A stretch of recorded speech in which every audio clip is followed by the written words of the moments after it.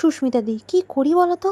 মাস minor লোক, 20-22 তারিখ হলেই হাতটা একদম খালি হতে চায়। কিন্তু এই জিভ তো একদম কিছু বুঝতেই চায় না, কিন্তু পকেট যে একদম খালি হয়ে যায়, গড়ের মাঠ পুরো। এই জিভ বেটা কিন্তু সবসময় কিছু ভালো মন্দ খেতে চায়। তাহলে এবার কি করা যায়? তাহলে আর কি, ঘরে যা এনেছো তাই দিয়ে কিছু একটা করে ফেলো। কিছু পটল ঘরেই রাখা ছিল, সেগুলোকে কেটে গোল গোল করে সিদ্ধ করে নিলাম নুন দিয়ে। সেদ্ধ হয়ে গেছে, এবার কড়াইতে তেল দিয়ে কিছু চিনে বাদাম ভেজে নিলাম।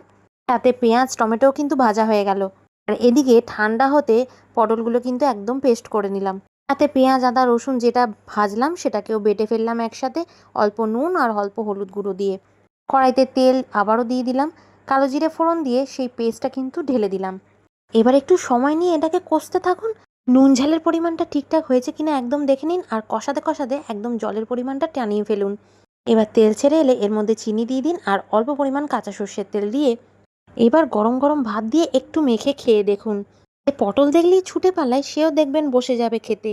ওহ, গরম ভাত দিয়ে কি লাগছে, একবারে মারহাবা মারহাবা টেস্ট। আজকের মতো আসি, টাটা।